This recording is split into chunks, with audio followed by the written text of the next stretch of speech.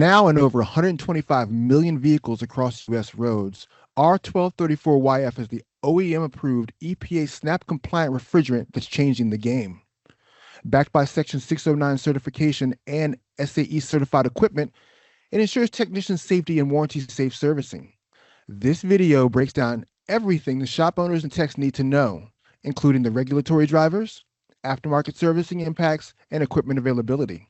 Get your shops ready to service safer and smarter.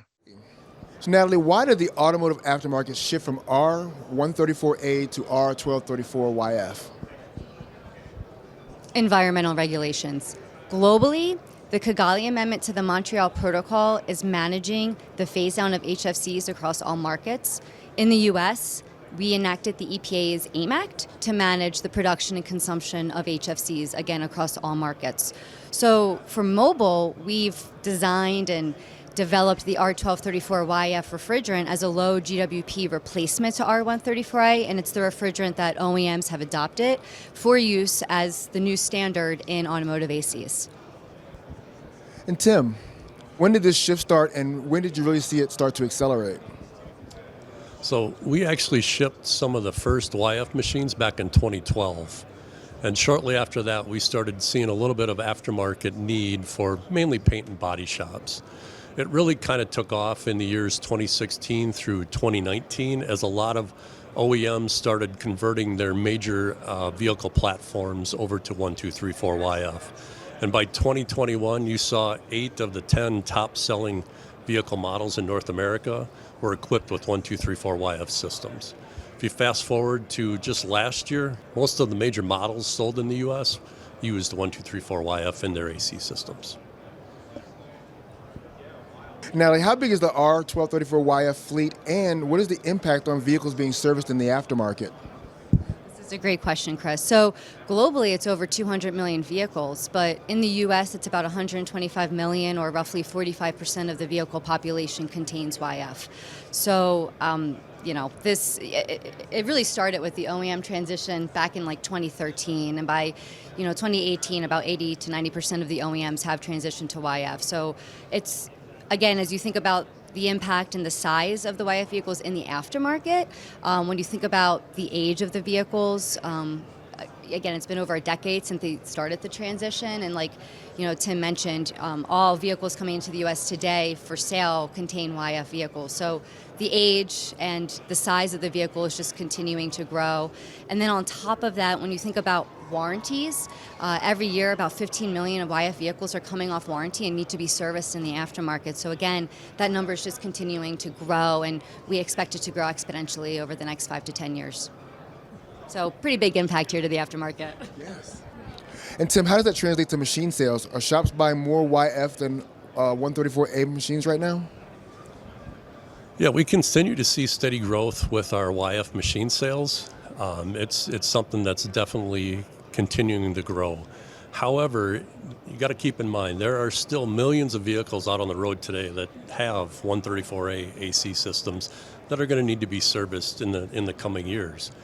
So what we're finding is a lot of shops tend to have both machines in their facilities, and a lot are opting to actually even replace their old and worn out 134A machines and purchase a new YF machine, because they're seeing a service need for both in their shop as these vehicles are coming in.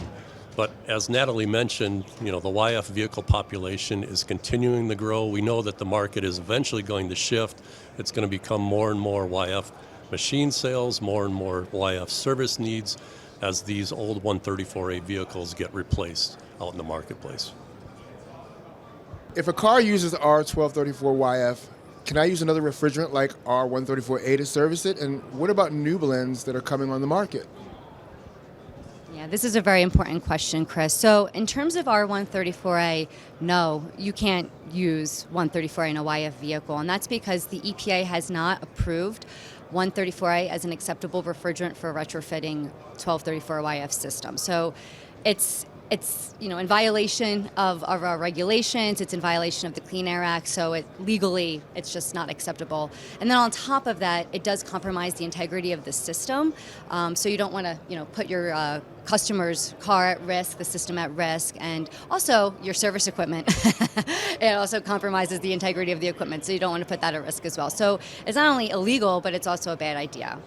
In terms of the blends, this is a little bit of a trickier question. So we are seeing the EPA review and will likely approve the use of different blends in R-134A, R-1234yf, R-1222 systems in the coming weeks or months here with specific use conditions. So they'll be likely listed.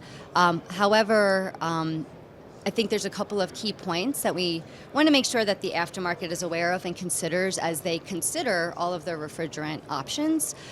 The first is that these blends are not direct replacements for YF or 134i. So, for example, you cannot take a YF vehicle and just top it off with a blend. You need to completely remove YF out of the system, and then you need to refill the system with a blend. So I just want to make that clear and not create any confusion there. To that end, you do need to invest in, the right tooling, to evacuate the YF. So you need to invest in a YF machine. You need to make sure that you have the right unique fittings and valves for the different refrigerant. So there's a lot of, behind the scene investments that are going to be required if and when you do, consider retrofitting with a blend. So I think, and then also it could compromise, the vehicle warranty. I mean, there's a lot of things that you need to consider. So I think, recommendation is just to stick with the sticker for now and go with the OEM approved, refrigerant and to really avoid headaches in the long run. So, what are the tips and tricks of starting with R-134yf, and what are typical investment costs? Yeah, another great question, Chris. So again, I think it's important for service shop technicians and business owners to really pay attention and consider the size of their customer fleet that's coming in. Pay attention to the number of vehicles that contain YF that need servicing. We estimate that roughly 20, maybe 30% of the vehicles coming in that require AC servicing contain YF. So it's good to really pay attention to that number. And then, there are options out there. So, YF is available in cans and cylinders to really help get them started on that YF journey.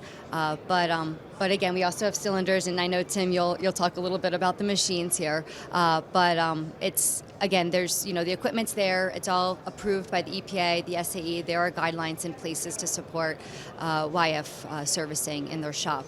And then on top of that, you need to make sure that you have 609 certification for your technicians that are performing the servicing and making sure that they're getting the proper training and understand how to conduct the service properly.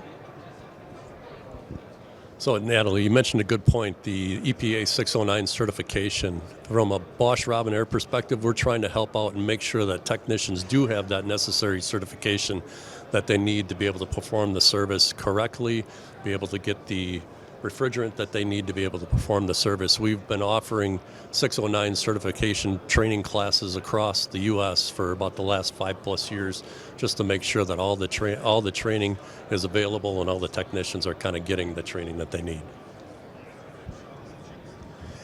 And Tim, so when a shop is ready to make that investment, what should they know to look for? So it really kind of starts with having the right equipment, both the AC machine, refrigerant leak detectors, etc. When they start looking for that equipment, that recover, recycle, recharge machine, one of the main aspects that they want to look for, they want to make sure it has the right certifications. And for YF, it's an SAE J2843 certification that the machine should have. The reason that's important, I mentioned the 609, the EPA 609 certification piece. The machine actually is called out, the SAE requirement is called out in the 609 requirements. So you want to make sure that you're using the right equipment.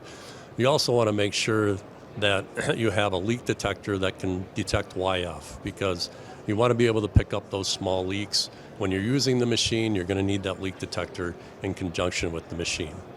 Also, as you're looking at the specs of the machine, one of the main things you'll notice is the machines don't have any onboard fluid injection, which is something that's common on R-134A machines today. So you're going to need some sort of handheld manual oil injection type of device to be able to complete the service, get any lubricant oil that was taken out, put back into the system so the system operates properly.